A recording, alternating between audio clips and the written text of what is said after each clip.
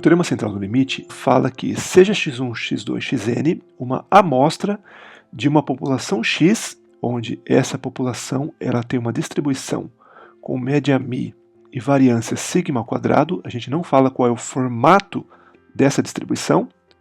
Então, se nós assumirmos essa variável z como sendo x barra, quem que é o x barra? É um somatório em xi sobre n de igual a 1 até n, ou seja, é a média amostral, menos a média populacional, dividido pelo desvio padrão da população, dividido por raiz de n, onde n é o tamanho da amostra.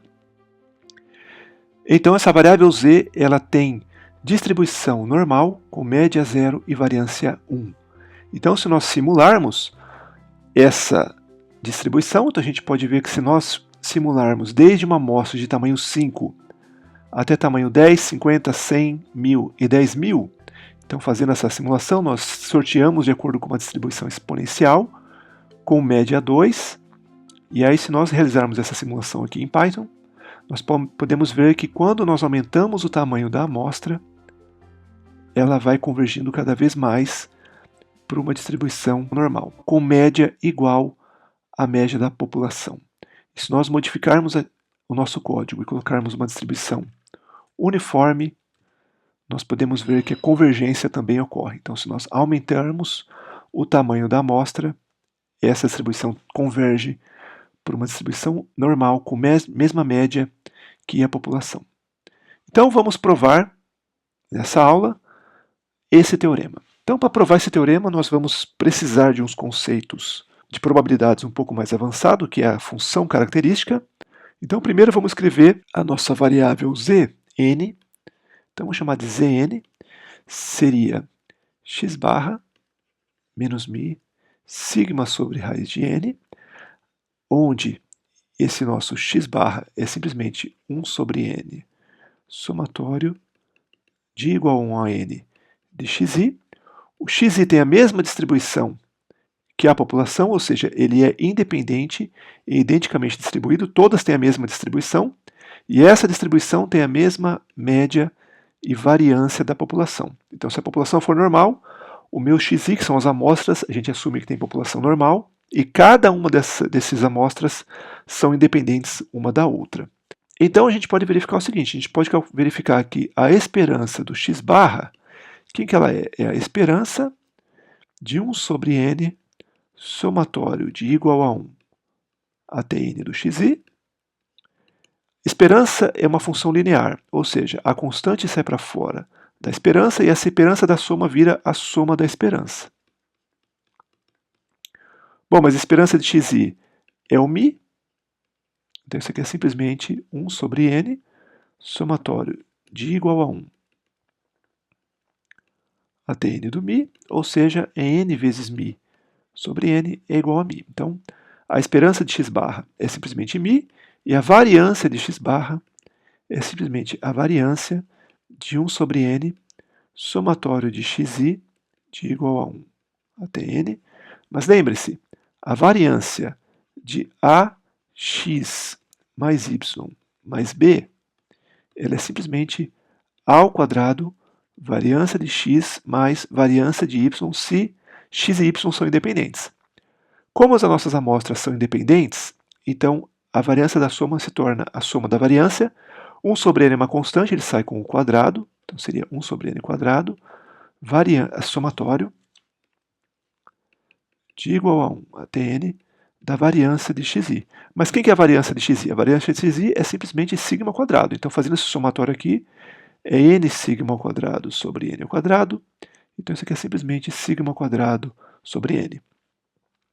Então, se nós calcularmos aqui a esperança desse zn, quanto que seria? Seria a esperança de x barra menos μ sigma sobre raiz de n.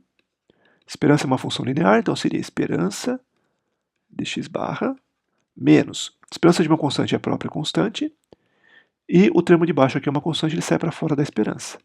Bom, mas a esperança de x barra é o próprio μ, então isso aqui vai dar zero. Então seria μ menos μ, vai dar zero. E a variância de zn é simplesmente a variância de x barra menos μ sigma sobre raiz de n. Mas notem, a variância de uma variável aleatória mais ou menos uma constante, a constante não importa, por quê? Porque a variância, no fundo, ela está relacionada com a abertura da curva. Se eu mudo ela de posição, não muda a abertura, então a variância continua sendo o mesmo valor. Então seria a variância de x barra, e a constante sai com quadrado, então seria sigma quadrado sobre n. Bom, mas a variância de x barra, quem que ele é? Sigma quadrado sobre n, dividido por sigma quadrado sobre n, então a variância do Zn é igual a 1. Então, portanto, Zn realmente era distribuída com média zero e variância 1. Agora, precisamos encontrar qual é o formato Zn. Então, para isso, vamos definir uma outra variável, a gente vai chamar de yi, ela é simplesmente xi menos mi sobre sigma. Se eu definir essa variável, então a gente pode escrever o nosso Zn da seguinte forma. Então, Zn, quem que ele é? X barra menos mi, sigma sobre raiz de n. Eu posso multiplicar em cima e embaixo por n. Quanto é que daria isso? Seria simplesmente nx barra menos nmi dividido por sigma raiz de n, porque eu multiplico 1 sobre raiz de n vezes n, dá simplesmente raiz de n. Ou seja, isso aqui é simplesmente n, somatório de igual a 1 até n, xi sobre n, menos nmi, dividido por sigma raiz de n. Mas notem, esse n eu corto com esse n, e aqui eu tenho n, mi é a mesma coisa que somatório de igual a 1 até n de mi. Ou seja, eu posso escrever isso aqui como sendo simplesmente um somatório de igual a 1 até n, xi menos mi, dividido por sigma raiz de n. Então, se eu usar agora a definição de y, o nosso Zn vai ser simplesmente um somatório de igual a 1 até n, yi sobre raiz de n. Por que a gente vai usar? Porque, na verdade, esse yi, pela essa nossa definição aqui, o que acontece? Ele vai ter média zero, porque se eu fizer a esperança de yi vai ser a esperança de xi menos mi, então a esperança de x é igual a mi, então a média vai ser zero, e a variância vai ser 1. Então, esse yi tem a mesma distribuição que o nosso Zn. Para continuar nossa prova, a gente vai ter que introduzir um conceito novo, que é a função característica. Então, vou escrever aqui, é a nossa função característica de uma distribuição de probabilidade. E o que essa função tem de interessante? Essa função é definida da seguinte forma. Então, φ de x de t é simplesmente a esperança de e elevado a i t vezes x, ou seja, é uma integral de menos infinito até infinito. Lembre-se, quem que é a esperança de uma função g de x? É a integral de menos infinito até infinito, g de x, f de x dx, ou seja, e elevado a i t x, fx de x. A gente vai usar esse índice para mostrar que, na verdade, a gente pode tratar o caso multivariado, e nesse caso aqui, essa aqui seria a nossa função densidade de probabilidade marginal. E no fundo, essa integral aqui, ela é simplesmente a transformada de Fourier de f de x. Então isso aqui nada mais é que a transformada de Fourier da nossa FDP. Então essa é a nossa definição da nossa função características, mas notem ainda uma coisa interessante. A gente tem o seguinte, ó. Se eu calcular φ de x de menos i vezes t, isso aqui é simplesmente a esperança. Então vejam, se eu multiplicar i, botar esse termo aqui dentro, vai acontecer o quê? Vai ser i vezes i vai dar menos 1, aí tem o menos, vai dar positivo. Então esse termo vai ser simplesmente a esperança de e elevado a t vezes x. E isso aqui nada mais é que uma integral de menos infinito até infinito, e elevado a t vezes x, f de x dx. E isso aqui a gente chama de mx de t, e essa aqui é a nossa função geratriz dos momentos. Então, é função dos momentos. E o que seria os momentos da minha distribuição? Então, o momento de ordem ele nada mais é que a esperança de x elevado a n. Então, esse aqui é o nosso momento de ordem n. Mas notem, se eu calcular ali o mx de zero, quanto que ele vai ser? Uma integral de menos infinito até infinito. O t vai ser zero, então vai ser e elevado a zero vai dar 1. F de x dx, isso aqui é simplesmente 1, porque é uma integral sobre toda a reta real da minha FDP. Se eu derivar com relação a t, então dmx de t dt e calcular em t igual a zero, isso aqui vai ser simplesmente quanto? Quando eu derivo, o que vai acontecer? A derivada é com relação a t, não com relação a x. Então cai o quê? Cai o x, então seria simplesmente uma integral de x e elevado a tx, f de x dx, de menos infinito até infinito, para t igual a zero. Se eu coloco t igual a zero, esse termo aqui vai ser 1, então fica uma integral de x f de x dx. Isso aqui é simplesmente a esperança de x. Se eu fizer o caso agora duas vezes essa derivada, vai cair o x de novo, então teria um x ao quadrado. Então, no fundo, a gente vai ter que dn dtn do mx, da função geratriz de momento, calculada em t igual a zero, isso aqui é simplesmente a esperança de x elevado a n. Então, notem que, a partir da função característica, nós podemos deduzir a função geratriz de momentos. Dessa função geratriz, nós podemos calcular todos os momentos da minha distribuição de probabilidade, e se eu tenho todos os momentos, eu sou capaz de descrever essa distribuição. Então, notem que é uma ferramenta bastante útil, e ela permite que a gente realize cálculos bastante avançados em teoria das probabilidades, e a gente vai usar esses cálculos para a gente provar o teorema central do limite. Além disso, a gente tem que a nossa função característica, então vamos escrever aqui, além disso, a gente tem o seguinte, a gente tem que a nossa função característica, se a gente calcular um φ de A1x1 mais A2x2 mais ANxn, ou seja, minha variável y aqui ela é uma soma de outras variáveis de t, isso aqui simplesmente vai ser quanto? Vai ser simplesmente várias integrais aqui, n integrais na reta real, cada uma delas em uma variável, de e elevado a i t, e aqui vai aparecer o termo multiplicativo, que seria a1x mais a1x1, a2x2 mais an xn, f de x1, x2, xn, dx1, dx2, dxn. dx1, dx2, dxn. E aí verifique o seguinte, se x1, x2, xn forem independentes, a gente viu que, na verdade, a função de densidade de probabilidade conjunta, ela simplesmente vira o produto das FDPs marginais.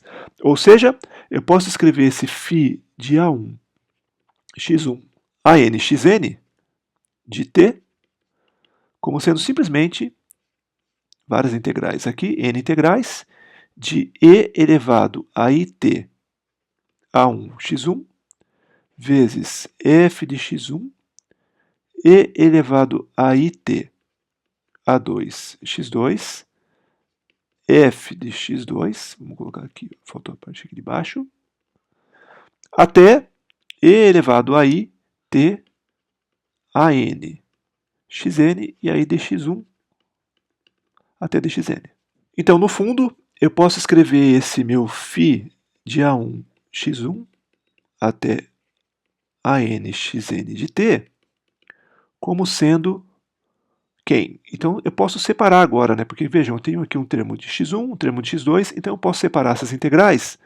Então, no fundo, eu posso escrever como sendo φ de x1 de A1 vezes t, vezes φ de x2 de A2 vezes t, até φ de xn a n vezes t.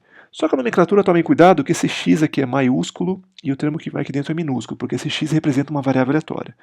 Então, no fundo, isso aqui é um produtório de igual a 1 até n de φ de xi a i vezes t. Então, vamos usar esse resultado agora para a gente calcular o φ de zn, porque a gente começou aqui, né? Primeiro a gente definiu aqui quem é a função característica, então a gente quer provar que esse nosso zn segue uma distribuição normal. A gente mostrou que ele tem média 0 e variância 1 aqui. Então agora a gente precisa provar que ele segue uma distribuição normal. Então agora vamos calcular. Então logo, o φ do nosso zn de t, calculando, então ele é quem? Ele é φ de um somatório de igual a 1 até n de yi de n sobre n de t. E isso aqui agora fica o quê? Fica essa multiplicação aqui. Então, o que ele vai ser? Vai ser φ y1 de t sobre raiz de n vezes φ y2 t sobre raiz de n, vários até φ yn t sobre raiz de n. Então, notem que o termo que está multiplicando aqui o nosso x, ele vem para dentro do parênteses aqui, para dentro da função. Então, o que a gente tem? Aqui está multiplicando é 1 sobre n. Então, 1 sobre n multiplica o t. Então, isso aqui a gente pode escrever como sendo um produtório, mas notem o seguinte, notem que esse y1, y2, yn, na verdade, é apenas um índice. E são todos calculados em t sobre n. Então, no fundo, esse índice aqui não importa. Então, eu posso escrever isso aqui como sendo simplesmente um produtório de y igual a 1 até n da φ, vamos colocar só y, não precisa mais do índice, de t sobre raiz de n. Então, no fundo, a gente pode escrever isso aqui como sendo simplesmente φ y de t sobre raiz de n elevado a n. Bom, mas agora vamos calcular quem que é esse φ y de t sobre n. Então, mas a gente tem o seguinte, então vamos só numerar aqui. Então, vamos colocar aqui como sendo estrela, porque a gente vai voltar nessa equação. Então, eu tenho que φ y de t sobre raiz de n, eu posso escrever da seguinte forma. Então, isso aqui é simplesmente uma integral de menos infinito até infinito, de e elevado a i t sobre raiz de n, vezes y, a f de p marginal de y dy.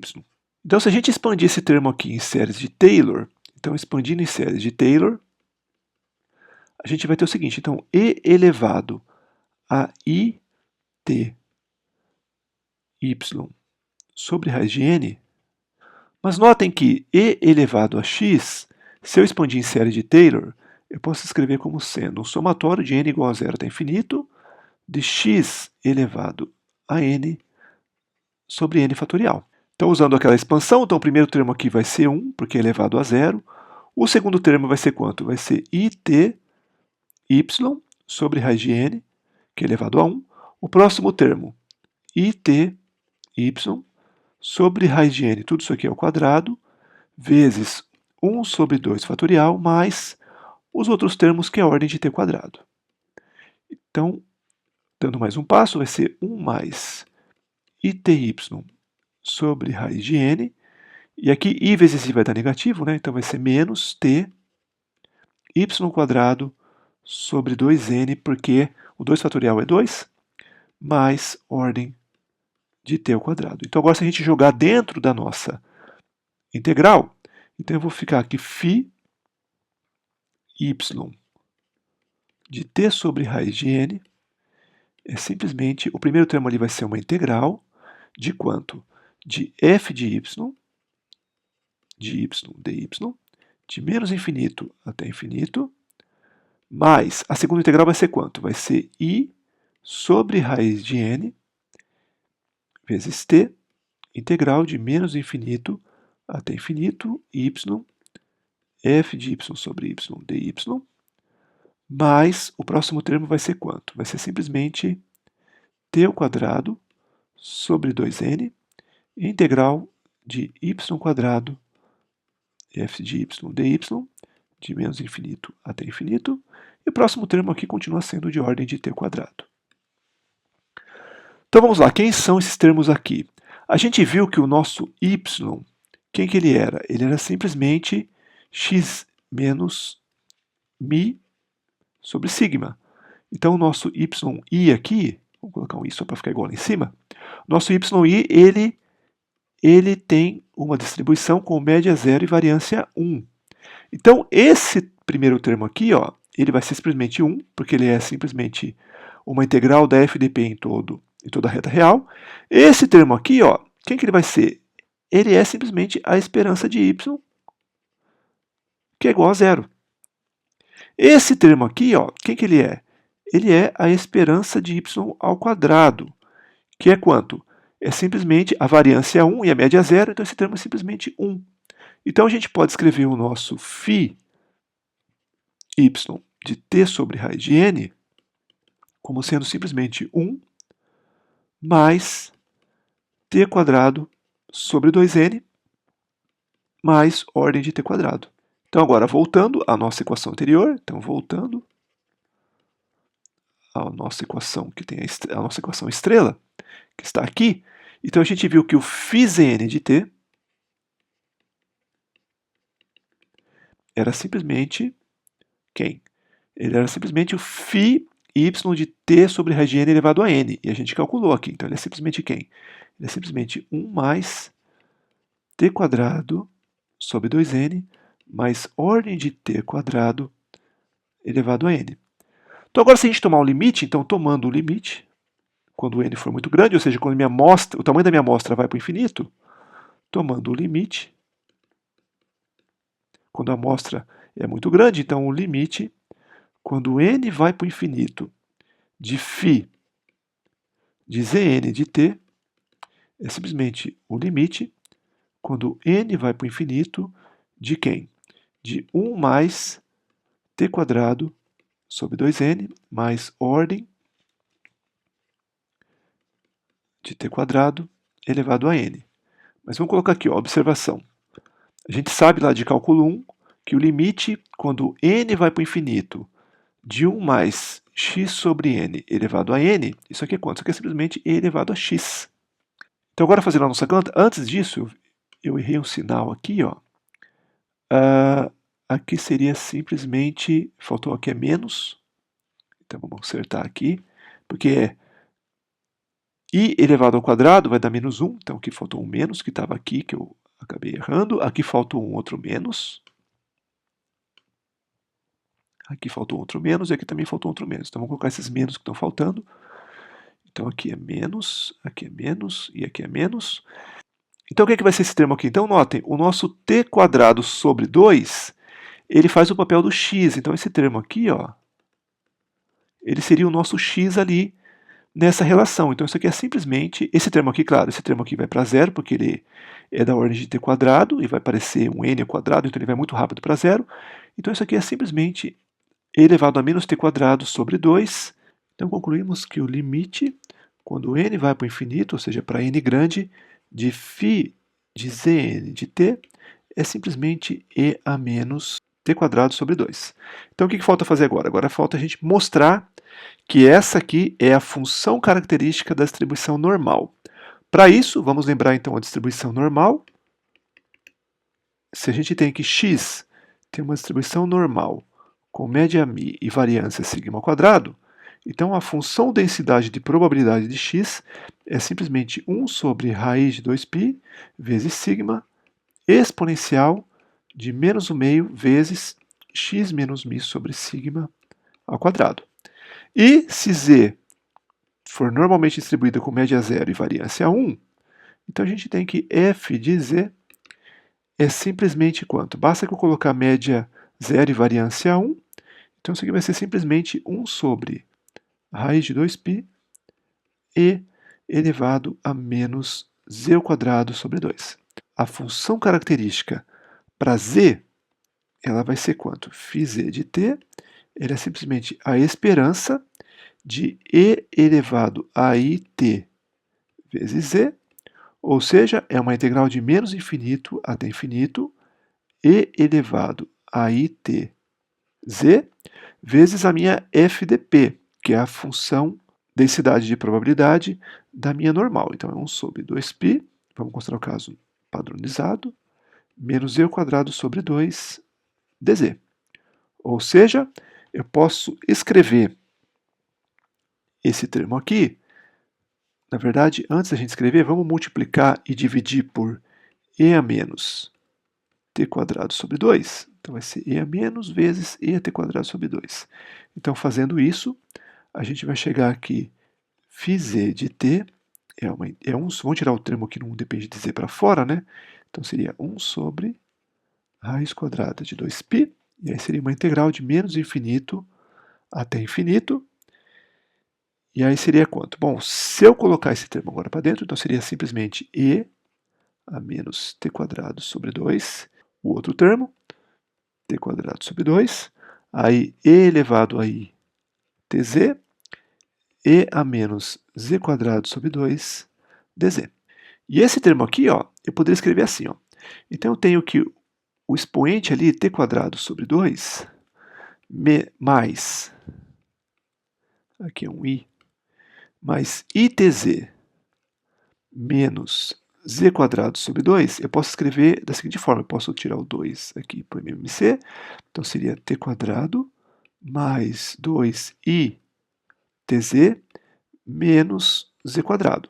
Eu posso escrever esse termo da seguinte forma, então eu posso escrever isso aqui como sendo z menos it ao quadrado sobre 2. Por quê? Vamos ver. Ó. Então seria quem? Seria z quadrado, então seria menos z ao quadrado, menos 2 vezes z vezes it, só que com menos vai dar mais, então mais 2zit, e it ao quadrado seria menos t quadrado, com esse menos aqui, seria mais, então mais t quadrado tudo 2, sobre 2. Então, na verdade, a gente pode escrever os expoentes dessa forma, então, simplificando mais um pouco, então vamos tirar esse termo para fora, então seria e menos t quadrado sobre 2 dividido por raiz de 2π, e aí seria uma integral de menos infinito até infinito de e elevado a quanto? Elevado a menos z menos it ao quadrado sobre 2 dz. Então vamos escrever de novo aqui, de t é simplesmente e a menos t quadrado sobre 2, raiz de 2π, integral de menos infinito até infinito, e a menos z menos it ao quadrado sobre 2 dz. Essa integral aqui, para resolver, a gente nota que ela depende de z quadrado e a gente tem aqui um número imaginário. Então a gente pode falar que S é simplesmente z menos it, de forma que ds é simplesmente dz, porque esse termo aqui é uma constante. Quando z for para o infinito, a gente tem que o S vai para quanto? Ele vai para infinito menos it. E quando z for para menos infinito, que são aqui os limites da nossa integral, então o S ele vai para menos infinito menos it. Então eu posso escrever aqui o φ de z de t é e a menos t quadrado sobre 2, raiz de 2π, integral de menos infinito menos it, e aí ficaria e a menos s ao quadrado sobre 2 ds. E para resolver essa integral aqui, a gente tem que usar funções de variáveis complexas, e essa teoria nada mais é que cálculo avançado aplicado a números imaginários, ou seja, ao plano imaginário. Então, isso aqui, para resolver, tem que dar uma olhada em livros de funções de variáveis complexas, mas basicamente essa conta aqui vai dar a raiz de 2π. Então daqui a gente vai chegar que φ de z de t é e a menos t quadrado sobre 2, dividido por raiz de 2π vezes raiz de 2π. A gente corta esse raiz de 2π, ou seja, é e a menos t quadrado sobre 2. Então, no fundo, a gente mostra então que essa função ela é exatamente essa função que a gente obteve aqui. Então, portanto, a gente mostra então que z n, que é igual a x barra menos μ dividido por sigma sobre raiz de n, segue uma normal com média 0 e variância 1. Então a gente prova então o nosso teorema central do limite. Então quando n for grande, a distribuição da minha média amostral ela vai tender a uma distribuição normal, onde a esperança dessa média amostral é igual à média populacional. Então esse aqui é o nosso teorema central do limite, e aí nós terminamos a nossa prova.